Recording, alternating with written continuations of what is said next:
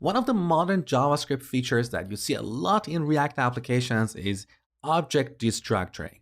So let's imagine we have an address object like this. We have street set to some value, city, and country.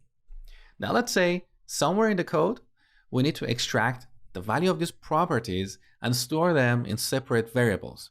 So this is what we typically do.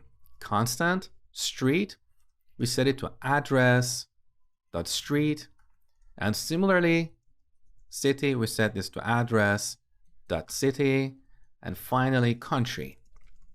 The problem with this code is, oops, I missed a T here.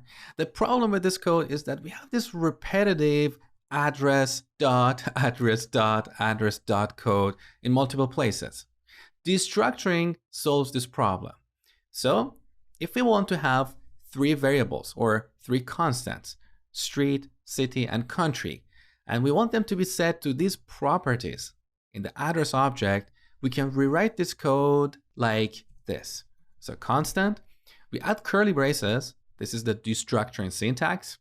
We add the name of the target properties, in this case, street, city, and country. We set this to the address object. So what we have on line 11 is exactly equivalent to these three lines. And we no longer have that repetition of address dot. So basically, we're extracting the street property from the address object and storing it in a constant called street. Now, you don't necessarily have to list all the properties in the address object. Maybe you're only interested in the city property. In that case, you can drop these two other properties. Now, what if we want to use a different name here? For example, what if we want to call this constant st? We can use an alias here. So we add colon st.